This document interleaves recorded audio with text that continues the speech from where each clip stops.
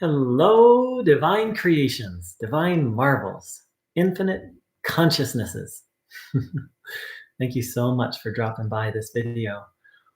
Wow, I just had some really deep questions about this path answered and kind of confirmed.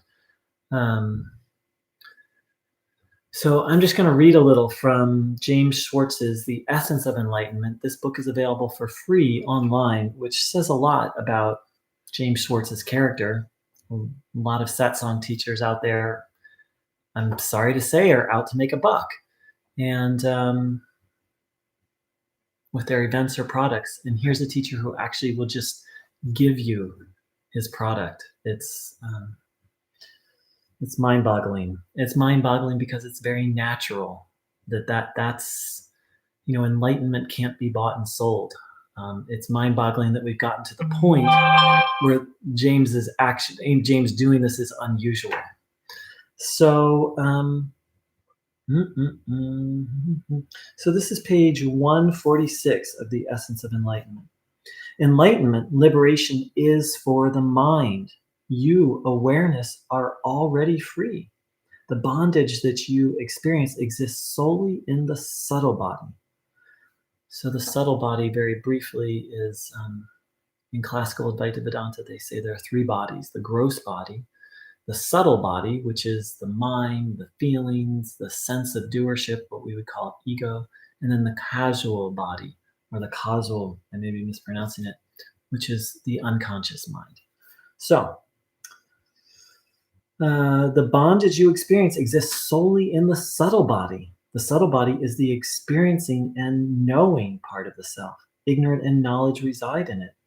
Ignorance is the belief that the self is limited, incomplete, inadequate, is an limited, incomplete, inadequate entity, a thinker, perceiver, doer. So any thought, it's funny, any thought that the subtle body has that, well, I am the subtle body, I'm the doer, the thinker, the feeler, that's ignorance, and that leads to bondage. Whereas, James says, knowledge is, I am limitless, non-dual, ordinary, actionless awareness.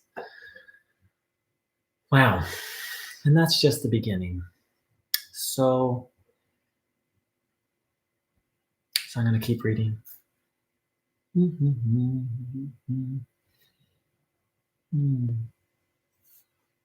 So the fear, this is just skipping down a couple paragraphs. And the reason why I'm so excited about this is because I experienced this over and over and over. And all the Neo-Advaita teachers I went to gave me the same advice, which was completely wrong, which I'll share in a moment. So the fear that you will not gain enlightenment or that you will lose it once it is gained is solely due to the fact that the subtle body has not been properly prepared.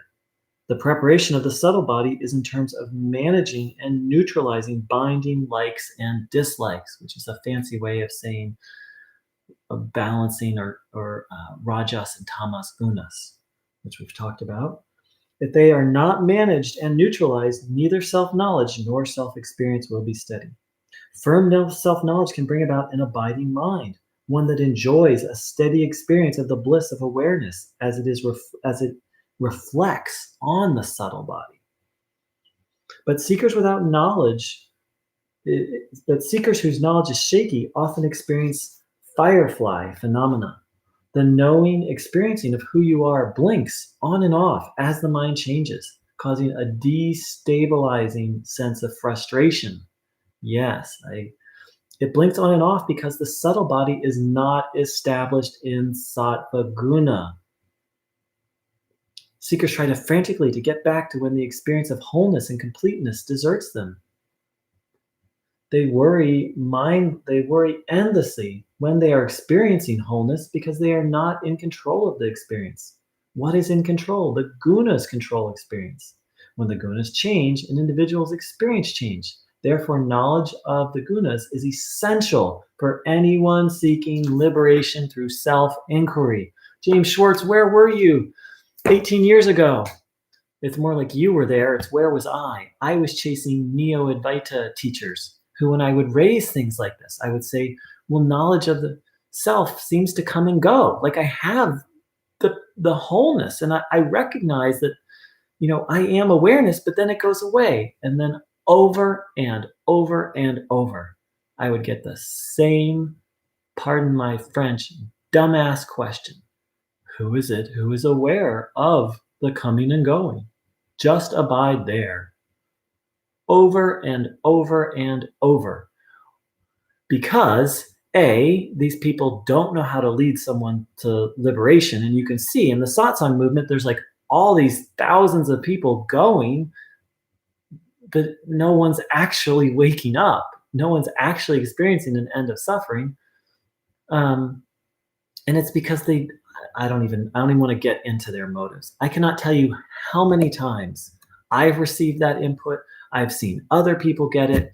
And the long and short of it is James lays it out so clearly. And this channel started with me talking about the gunas, and it was just little bits and pieces that I had picked up over the years through the study of the Gita and through the occasional statement that Ramana made. But this book just answers all my questions.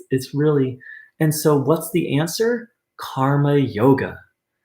James just hammers it over and over again that karma yoga is for managing the gunas. It's for preparing. It's for preparing the mind for inquiry.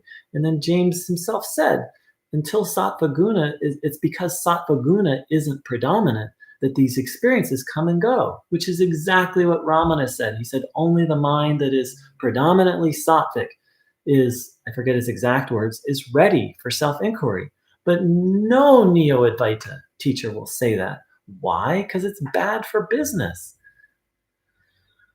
And if I'm a little passionate about this, it's because I've been chasing Neo-Advaita for 20 years. And so I don't want to blame those teachers. There's only me to blame. I obviously wasn't right. It obviously had something to do with karma. Maybe I was a Neo-Advaita teacher in my past lifetime and misled many, many teachers. Many students. So God bless you, James Schwartz. And I know he's not the only one. Someone posted another classical Advaita Vedanta teacher. You go to satsang and it's just a bunch of like mysterious sayings. But from studying James' work, what I'm realizing is Advaita Vedanta is systematic. And it meets the individual right where they are. And then helps them take the next step forward. So I am just so grateful for this book. And let me see if there's anything else I want to read.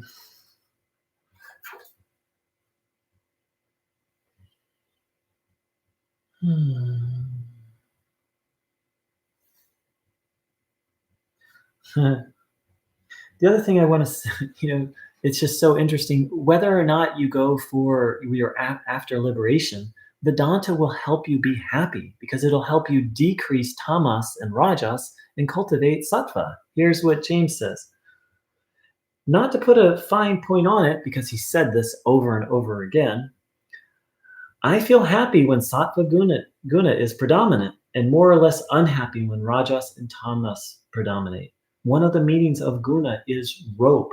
The gunas, like rope, chain me to experience. It never ceases to amaze me how the proponents of experiential enlightenment, which is to some extent not all, but many Neo-Advaita teachers preach experiential enlightenment, but we'll put that aside for now, fail to teach karma yoga, dharma yoga, and the yoga of the three gunas.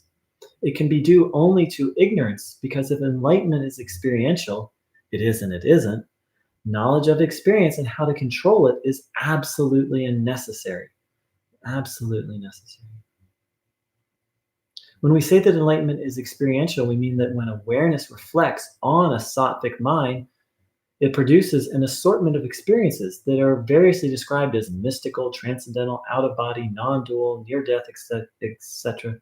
These experiences are so unlike ordinary experiences and are generally so exciting and satisfying, but always puzzling. but they usually create a vasana, meaning a thought, a desire for more. One problem with them is that the experiencer believes he is experiencing something that is beyond samsara, a wonderful something that is not subject to change, and develops a desire to get there or to experience it permanently. But all the experience is in samsara and subject to change. So there is no permanent enlightenment experience, only temporary enlightenment experiences. And this is what I talked about, is that it becomes an addiction. And it took me to the brink of death, chasing these experiences. And then it never occurred to me, but James just nailed it. It's part of samsara because it's transitory. So I'd like to thank everyone who drops by this channel.